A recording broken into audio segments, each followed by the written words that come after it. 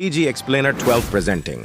कहानी की शुरुआत होती है विल शॉ नाम के एक बिजनेसमैन से जो अपने परिवार के साथ छुट्टी मनाने के लिए स्पेन जा रहा था। जब वो एयरपोर्ट पर पहुंचा तो उसके पिता मार्टिन उसे लेने आए। वो एक आर्टिस्ट थे और बाप बेटे के बीच ज्यादा अच्छा रिश्ता नहीं था, पर फिर भी वो समुद्र की ओर निकल पड़े जहां से उन्हें एक शिप में बैठकर अपने टूर की शुरुआत करनी थी। रास्ते में मार्टिन ने देखा कि विल हर वक्त अपने फोन पर ही लगा हुआ था। खैर, जब वो समुद्र किनारे पहुंचे तो विल की माँ लीजा और बाकी के परिवार ने उनका स्वागत किया। फिर रात को डिनर के समय पर भी विल लगातार अपना फोन ही चलाए जा रहा था, जिसे देखकर मार्टिन काफी चिढ़ गया। खैर, फिर अगले दिन मार्टिन पूरे परिवार के साथ समुद्र में अपनी कश्ती लेकर निकल गया, पर यहाँ भी विल फोन पर ही बिजी था और उसकी लापरवाही की वजह से विल के भाई जॉश की गर्लफ्रेंड डारा को चोट लग गई।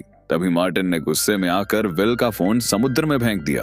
अब विल भी परेशान था, इसलिए वो कश्ती किनारे पर लगाकर शहर में घूमने निकल गया। वहीं दूसरी ओर मार्टिन ने देखा कि एक छोटी कश्ती सुबह से उनकी बोट के आसपास घूम रही थी। इधर विल जब घूमकर वापस समुद्र किनारे आया तो वहां उसे अपनी बोट कहीं भी दिखाई नहीं दी। उसने आसपास के मछुआरों से पूछताछ की, मगर कोई जानकारी नहीं मिली। फिर लोगों ने उसे पहाड़ी के ऊपर जाकर देखने की सलाह दी, क्योंकि वहां से पूरे समुद्र का नजारा साफ दिखता था। अब विल तुरंत पहाड़ी के ऊपर गया और वहां से उसे अपनी नाव दिखाई दी। वो फटाफट तैर कर नाव के पास पहुंचा, मगर ये क्या, वो नाव तो बिल्कुल खाली थी। यह देखकर विल का दिल डूबने लगा, क्योंकि उसे एहसास हो गया था कि यहाँ पर कोई तो दुर्घटना जरूर हुई है। अब विल बिना समय गवाए शहर के पुलिस डिपार्टमेंट में पहुंचा और पुलिस से मदद मांगने की कोशिश की, मगर वहां किसी ने उसकी पुकार नहीं सुनी। पर जैसे ही विल ने अपना पूरा नाम बताया तो फिर वहां पर हलचल हुई और सभी पुलिस वाले तुरंत काम पर लग गए। थोड़ी ही देर में विल और कुछ पुलिस वाले उस जगह पहुंचे जहां उनकी नाव खड़ी थी। अचानक विल ने देखा कि एक आदमी पहले से किनारे पर उसका इंतजार कर रहा था, और तभी विल को एहसास हुआ कि कुछ तो गड़बड़ है, इसलिए वो पुलिस से बचकर भाग निकला। तब पुलिस वाले भी उसका पीछा करने लगे और आखिरकार उन्होंने विल को धर दबोचा, मगर ऐन वक्त पर मार्टिन ने वहां विल की जान बचाई। उसने सभी पुलिस वालों की धुलाई कर दी और फिर विल को साथ लेकर फरार हो गया। रास्ते में उसने विल को बताया कि वो कोई आम आर्टिस्ट नहीं है, बल्कि एक CIA एजेंट है। वो पिछले 20 साल से CIA के लिए काम कर रहा था। अब CIA का एक खास दस्तावेज उसके कब्जे में है, जिस वजह से उन्होंने मार्टिन के परिवार को अगवा कर लिया है। फिर मार्टिन को कैरेक नाम की एक औरत का फोन आया और उसने मार्टिन को मिलने के लिए बुलाया, लेकिन वहां जाने से पहले मार्टिन विल को अपने एक अलग अपार्टमेंट में लेकर आया, जिसके बारे में किसी को नहीं पता था। उसने वहां से कई हथियार उठाए और फिर डिएगो नाम के एक आदमी के लिए मैसेज छोड़ा। वहीं दूसरी ओर बिल्डिंग की छत पर एक स्नाइपर अपनी राइफल के साथ तैयार होकर मार्टिन के आने का इंतजार कर रहा था। इधर मार्टिन ने विल से कहा कि कैरेक उसकी दोस्त है, पर फिर भी विल को अपनी सुरक्षा के लिए गाड़ी में ही रहना होगा। जब मार्टिन अंदर गया तो कैरेक ने उसे चुराया हुआ सूटकेस किडनैपर्स के हवाले करने को कहा, ताकि वो अपने परिवार को छुड़ा सके। इस पर मार्टिन ने जवाब दिया कि वो इसके बारे में सोचेगा। इसके बाद जब मार्टिन गाड़ी की ओर लौट रहा था तो अचानक उस स्नाइपर ने मार्टिन पर गोली चला दी। विल ने अपनी आंख से यह देखा तो वो हक्का बक्का रह गया।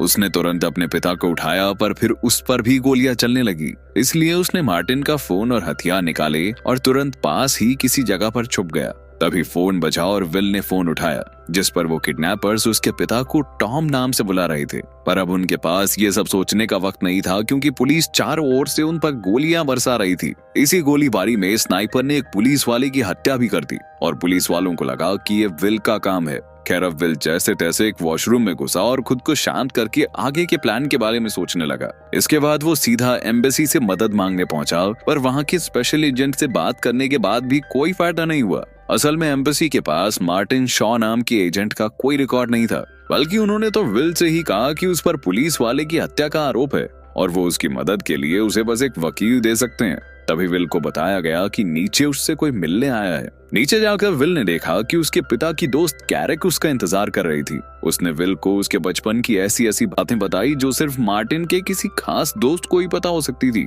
फिर कैरेक ने कहा कि उसने ही मार्टिन को जान से मरवाया है, क्योंकि मार्टिन ने उसे धोखा दिया था। जब कैरेक ने कहा कि वो विल को सब कुछ सच बता देगी तो विल चुपचाप उसकी गाड़ी में आकर बैठ गया। कैरेक ने कहा कि मार्टिन ने सूटकेस चुराकर गद्दारी की, इसीलिए हमें उसकी जान लेनी पड़ी। अब कैरेक चाहती थी कि विल वो सूटकेस ढूंढने में उनकी मदद करे। यह बात सुनकर विल ने तबीयत खराब होने का नाटक किया और फिर गाड़ी से बाहर निकलकर भाग निकला। कैरेक के गुंडों को चकमा देकर विल एक बस में चढ़ गया और अब उसे फिर से किडनैपर्स का फोन आया। किडनैपर्स ने फिर से उससे सूटकेस की मांग की और उसके परिवार को जान से मारने की धमकी देने लगे। खैर फिर विल ने देखा कि मार्टिन के फोन से डिएगो नाम के एक आदमी को बार बार फोन गया था, इसलिए उसने डिएगो से मिलने का फैसला किया। लेकिन जैसे ही वो डिएगो के घर पहुंचा तो एक कातिल पहले ही वहां विल के इंतजार में बैठा हुआ था। अब विल को अपनी जान बचाने के साथ साथ वहां मौजूद लूसिया नाम की एक लड़की की भी जान बचानी थी। उस कातिल का काम तमाम करके विल ने लूसिया को बताया कि वो डिएगो से मिलने आया है, जिस पर लूसिया ने बताया कि डिएगो उसके अंकल हैं और वो विल को उनके पास ले जाएगी। मगर जब वो दोनों डिएगो के घर पहुंचे तो उससे पहले ही किसी ने डिएगो की हत्या कर दी थी। तभी उन्हें रसोई से किसी की आवाज सुनाई दी तो विल चुपके से रसोई तक पहुंचा। ये आवाजें किसी और की नहीं बल्कि कैरक और उसके साथी की थी। विल को देखकर कैरक ने कहा कि उन्हें डिएगो से एक खास जानकारी चाहिए थी, मगर डिएगो ने जानकारी देने से इनकार कर दिया, इसीलिए उन्हें उसे मजबूरन मारना पड़ा।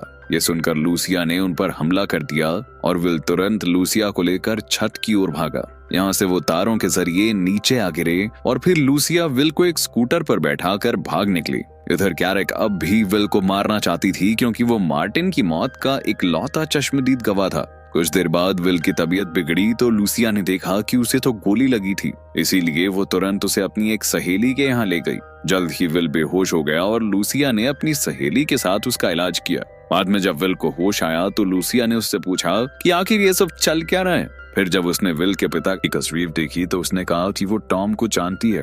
वो तो पूछने लगी कि तुम उसे मार्टिन नाम से क्यों बुला रहे हो। विल को लगा कि लूसिया मार्टिन की गर्लफ्रेंड आई होगी, पर फिर लूसिया ने बताया कि टॉम का उसकी माँ के साथ अफेयर था और असल में वो टॉम की बेबी है। ये सुनकर विल हैरान रह गया, पर फिर उसने अपने परिवार की जान बचाने के लिए लूसिया को भी साथ चलने को कहा। लेकिन यह मिशन बेहद खतरनाक था, इसलिए लूसिया ने साथ चलने से इनकार कर दिया। पर उसने विल को एक पता बताया जहां वो अपना मिशन पूरा करने के बाद उससे मिल सकता है। इसके बाद विल सीधा किडनैपर की बताए पते पर पहुंच गया। वहां विल को एक गाइड मिलता है जो उसे अपने साथ लेकर चलने लगा। फिर गाड़ी में बैठते ही कुछ लोगों ने विल के ऊपर हमला करके उसे बेहोश करके बांध दिया। बाद में जब विल को होश आया तो वो एक कमरे में था जहाँ उसका पूरा परिवार कैद था।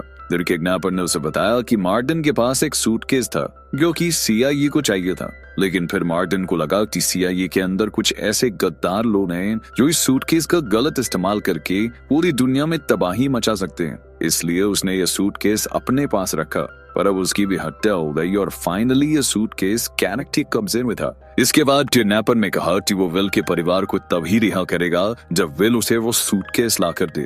इसके बाद गुंडों ने विल को सड़क पर फेंक दिया और विल उसी क्लब में गया जहां लूसिया उससे मिलने वाली थी। वहां उसने कैरक को पकड़ने के लिए लूसिया से मदद मांगी और लूसिया ने अपने साथियों को बुला लिया। फिर विल ने कहा कि वो अपने क्रेडिट कार्ड का इस्तेमाल करेगा और जल्द ही इसकी भनक कैरक को लग गई। वो खुद ही उसका पीछा करते आएगी और तब विल कैरक को पकड़कर उससे सूटकेस छीन लेगा। अब प्लान के मुताबिक विल ने क्लब में क्रेडिट कार्ड का इस्तेमाल किया और थोड़ी ही देर में कैरक के गुंडे वहां पहुंचे।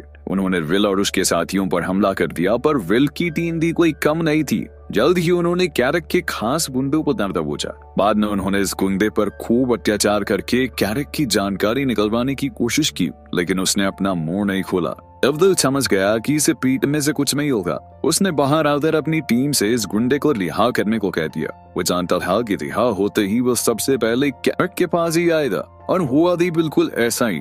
उसका पीछा करते हुए विल और उसकी टीम एक बेसमेंट में आ पहुंची। तब उन्हें पता चला कि आज कैरक यहाँ सूटकेस को बेचने की डील करने वाली थी। अब विल धीरे से कैरक की ओर बढ़ रहा था और लूसिया एक गाड़ी में बैठी थी। तभी किडनैपर्स की गैंग भी वहां पहुंची और उन्होंने लूसिया को जबरदस्ती बंदी बना लिया। वहीं किडनैपर विल से सूटकेस की मांग करने लगा। उन दोनों की बहस से कैरक सावधान हो गई और अचानक उसने सामने वाली पार्टी पर गोलियां चला दी। अब वो खुद सूटकेस के साथ भागना चाहती थी, मगर यहाँ चारों ओर से धुआंधार गोलीबारी शुरू हो गई। इधर विल ने गुंडों का सामना करके लूसिया की जान बचाई, लेकिन फिर इसी मौके का फायदा उठाकर कैरक सूटकेस के साथ भाग निकली। लेकिन विल भी तेजी से कैरक का पीछा करने लगा और रास्ते में उसने कई गाड़ियों का नुकसान कर दिया। तभी एक चौराहे पर वो कैरक की गाड़ी को टक्कर मारने ही वाला था कि अचानक कैरक ने गाड़ी घुमा दी और विल की गाड़ी सीधा शीशे से जा टकराई। तभी कैरक ने अफरा तफरी मचाने के लिए अहम लोगों पर गोलियां चलानी शुरू कर दी। जैसे ही विल वहां से भागा तो कैरक भी उसका पीछा करने लगी। जल्द ही उनके बीच जबरदस्त टक्कर हो गई